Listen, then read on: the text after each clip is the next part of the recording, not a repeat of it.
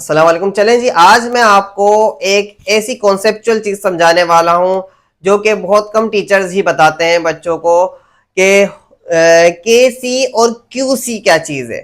ठीक है, तो न्यूमेरिकल्स बच्चा कर चुका होता है लेकिन उसको के सी और क्यू सी में फर्क नहीं पता होता या के सी और क्यू सी की कंडीशंस नहीं पता होती। तो मैंने आज यहाँ पर तीन कंडीशंस आपको लिखकर दे दी हैं।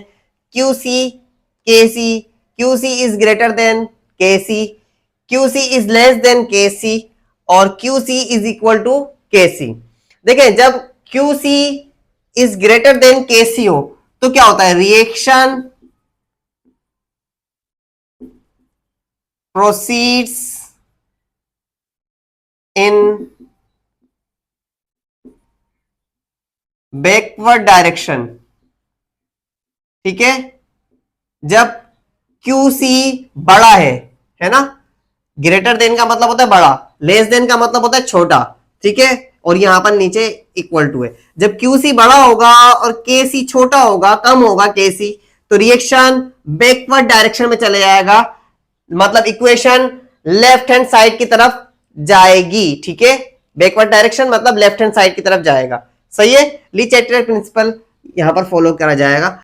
अब इसमें क्या है, इसमें KC बड़ा है और QC छोटा है, तो क्या होगा, इसकी लाइन लिखी जाएगी, the reaction proceeds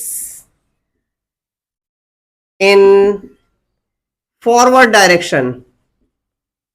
forward direction, reaction जो है वो फॉरवर्ड डायरेक्शन की तरफ चले जाएगा जब KC बड़ा और QC छोटा होगा।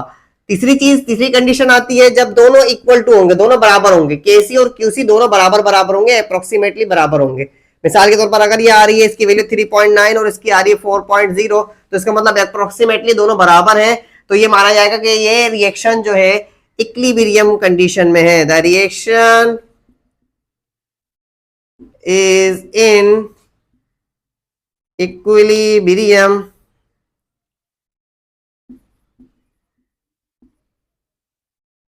कंडीशन। ठीक है, अच्छा जी, ये हमने तीनों कंडीशंस को समझ लिया है। अब हम एक कॉलम्स बनाते हैं और आपको समझाते हैं कि ली चैटलर प्रिंसिपल की एप्लीकेशन किस तरह फॉलो की जाती है। वीडियो में बंदे रहिएगा। चलिए जी, हमने अब बताना है application of Le Chatelier principle की। तो इसके अंदर हमने कंसंट्रेशंस को लिया गया है कि कंसंट्रेशन क्या इफेक्ट करती है इक्विलिब्रियम पर। ठीक है, तो कंसंट्रेशन क्या इफेक्ट करती है, सबसे पहले ये देखते हैं। हमारे पास ये इक्वेशन है, कार्बन मोनोऑक्साइड और H2 मिलकर CH4 और H2O बना रहे हैं। ठीक है, मतलब मिथेन गैस और वाटर बना रहे हैं, कार्बन मोनोऑक्साइड और हाइड्रोजन मिलकर। सही है, तो अब इसके अंदर कुछ कंडीशंस लिखी हुई हैं। कंडीशंस को देखते हुए हमें ली चैटलर प्रिंसिपल भी बताना है और KC और QC भी बताने हैं। ठीक है, तो अब आप यहां देखें कि लिखा हुआ है adding more carbon monoxide and hydrogen. जब कार्बन मोनोऑक्साइड और हाइड्रोजन को बढ़ाया जाएगा, यहां यहां ऐड किया जाएगा, तो रिएक्शन किस तरफ शिफ्ट होगा, जाहिर सी बात है रिएक्शन प्रोडक्ट की तरफ शिफ्ट होगा।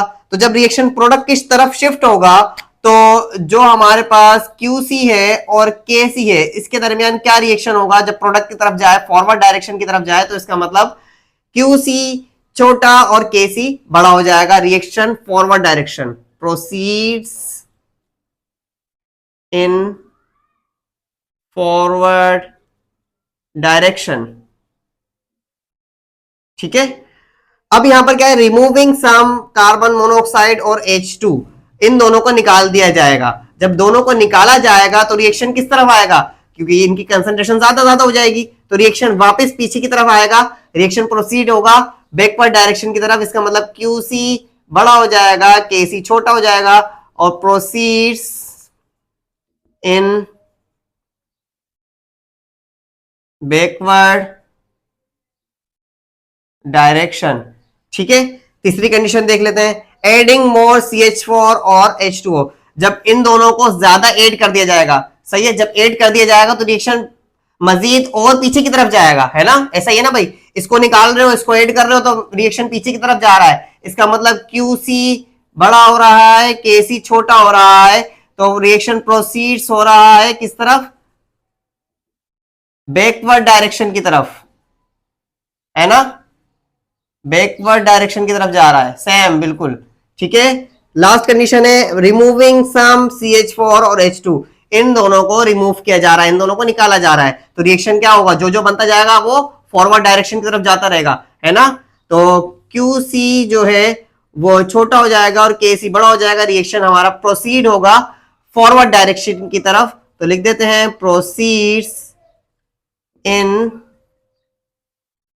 फॉरवर्ड डायरेक्शन, ठीक है।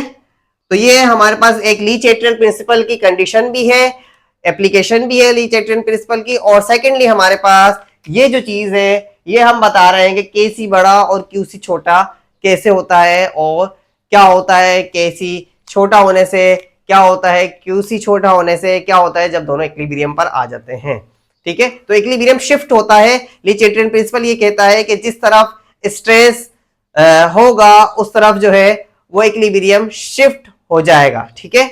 मिसाल के तौर पर स्ट्रेस जो है वो क्या हो रहा है, एडिंग मोर, जब मोर कार्बन मोनोऑक्साइड और हाइड्रोजन को ऐड कर रहे हो तो स्ट्रेस दूसरी तरफ शिफ्ट हो रहा है, जब स्ट्रेस दूसरी तरफ शिफ्ट होगा तो लाजमी सी बात है कि भाई ली चैटरल प्रिंसिपल यही बोलते हैं कि इक्विलिब्रियम पर भी इफेक्ट पड़ता है, ठीक है। वीडियो अच्छी लगी हो तो वीडियो को लाइक जरूर कीजिएगा, चैनल को मैं सब्सक्राइब कीजिएगा, वीडियो को आगे शेयर कीजिएगा।